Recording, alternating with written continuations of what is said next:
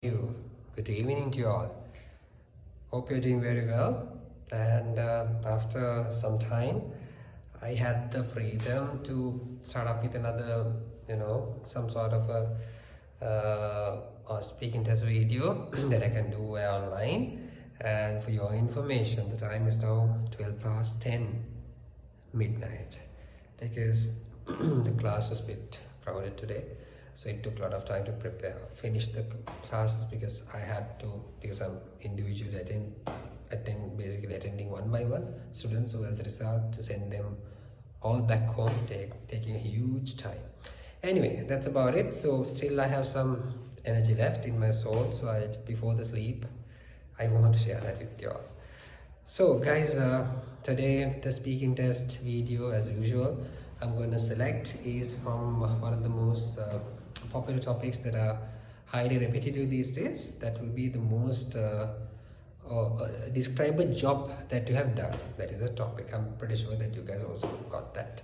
Alright, so if I were you, if that sort of a topic given by the examiner, the first thing, as you know, what it asks you to do, jot down 5 points in a piece of paper and mention what are the categories, what are the content that you need to elaborate. First of all, you could have mentioned, definitely talk about the job, definitely you mention about the title and how long you've been working there, how long you used to work there, the company name if needed, you can mention the company, it doesn't matter, and the designation and the service duration and the day-to-day routine tasks that you had to do, and some sort of specific, unique, extraordinary tasks that you have done, as well as the immediate supervisor that you had to report it to, as well as the important incidents or important memories that you have had in that particular organization, as well as end of the day how that particular organization has helped your career progression, and end of the day why you left that job. Those are the few points that you need to keep that in your mind, and you have to make sure that you get the flow done back to back hardcore in front of the examiner with pronunciation, with accent, fluency, and one-to-one, eye-to-eye contact with facial expressions, with supreme advanced vocabulary to strive for a band 8+. All right, so if I were you, I thought of sharing this speaking topic. That means the job that I've done, the very recent job, because to be honest, at the moment I'm employed as an academic manager at one of the most leading international schools in Colombo. So prior to that, I used to work as an sort of a accountant at one of those ex-companies available in Colombo. That's in Colombo 7. So I don't want to mention the company name, but I'll be starting my speech like this. Thank you very much for giving me this immense opportunity to speak about my most unforgettable and the most favorite or the most last job that I ever done in my life. That will be none other than the designation of the accountant which I held, or which I basically designated under the ex-company for the last 6 years in my life. As a result, since even though I was a science student who have done advanced level examinations, due to destiny, due to fate, I had to, there was a moment there I had to indulge with CIMA, which is one of the most globally accepted management accounting qualifications available at that time, still at the moment, and due to some sort of influence, I was able to cope up with CIMA, and I was able to come to that particular last stage, and I fully completed that particular segment, that particular stream, with hardcore years of dedicated sleepless nights, sweats, tears and all. And I was able to accomplish my accounting basic qualifications thanks to CIMA, as well as I was able to graduate from AAT, which is another accounting qualification, and I was able to graduate from IBSL, being a pass finalist, which is another more or less banking and accounting qualification. And then I was able to finish my first degree, that is the Bachelor's of Business BSc in Accounting degree, Bachelor's of Accounting degree, awarded by Robert Gordon University UK, affiliated with this CIMA UK again. And then due to those qualifications, I was able to do my first job. I was able to become an assistant accountant first of all in this particular firm, and then later on I was promoted as an accountant. And under that, I was able to handle specific tasks, and I was able to get my hands-on career exposure from this particular entity. And I still can remember that time there was a transition period occurred, and when I was selected from that particular interview, with the basic interview done by CEO as well as then the managing director, there were no proper head of the department in that particular segment in the finance department, because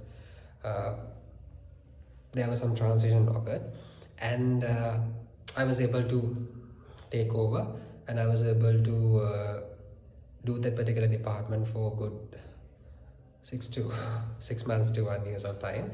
And then of course there's another hit came on top of me, and I used, which is one of the most, I mean, he's one of the most senior persons than me, and I used to work under him, and I was able to perform specific tasks during my workaholic life. And as a result, being an assistant accountant, I had to undergo through some serious financial transactions throughout the tenure.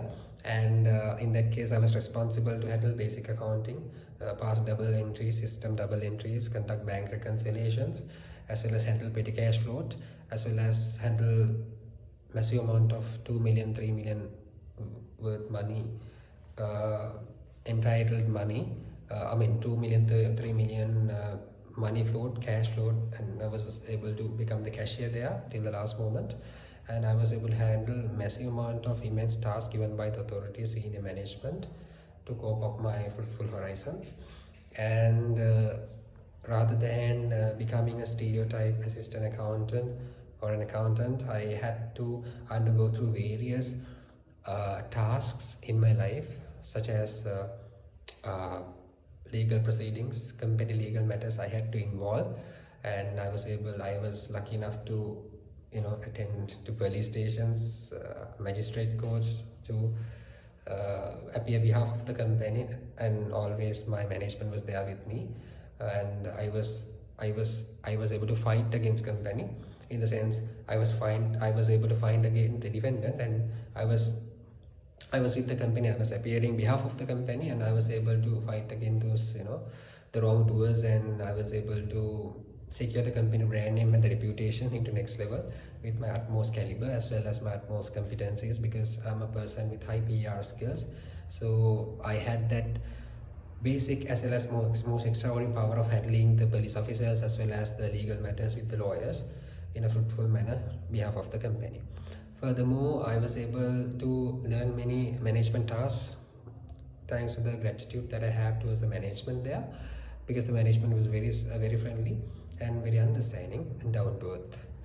And if I would talk about the unforgettable incidents happened, I still can remember there was a moment there I had to go and purchase a brand new luxury Jeep to one of the directors in that particular company. So I had to call the company, take some order purchase orders, and when the purchase orders are there, I need to forward it to the management with a comparison with different brands, different vehicles, different companies, different options, and according to their choice, finally we selected this particular X vehicle, X brand, and then we made the payment, registration processes, delivering the vehicle.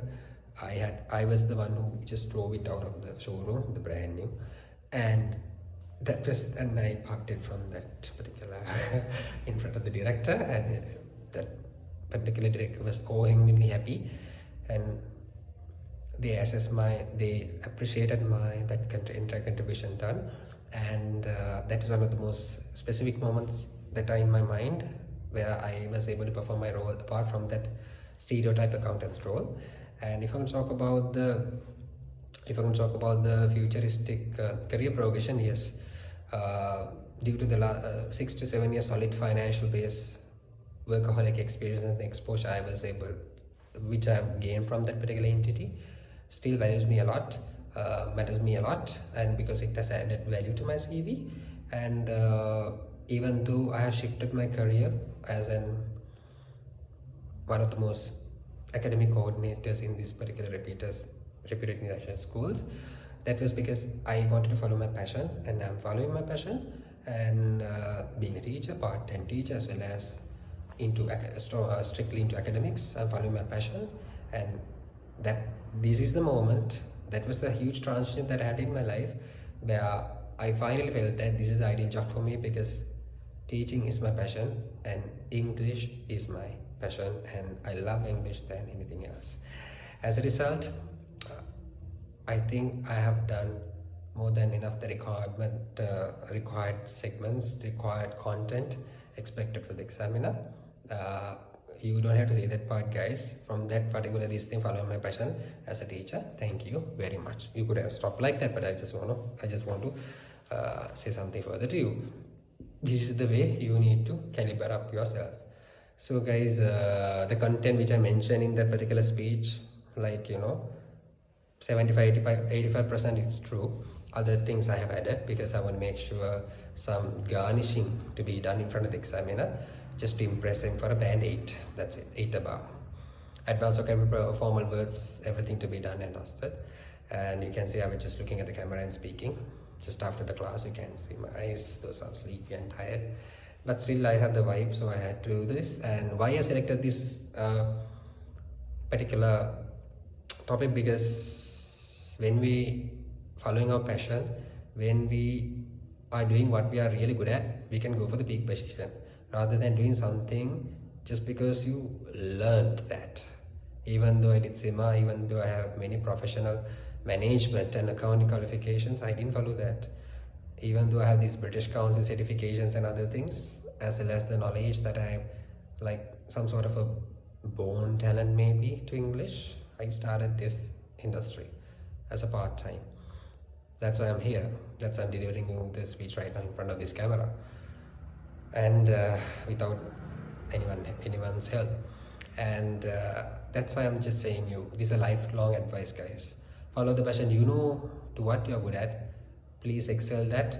Then of course you can go for the peak positions, and stop doing things which you don't like to do, which are not good at, because that's not your passion. For the sake of doing, so for the sake of living, you could have done that, but you will not be able to come for a better position if you keep on doing the same thing. So always my advice is to think out of the box, go for the perfect momentums. All the very best, guys. I hope this definitely boost up you, energize you, pumped up you, motivated you to compete among your rivals and go for whatever destinations that you have, that you are willing to go to excel in your horizons. So guys, all the very best. Have a pleasant week. I'll see you soon with another video. Take care.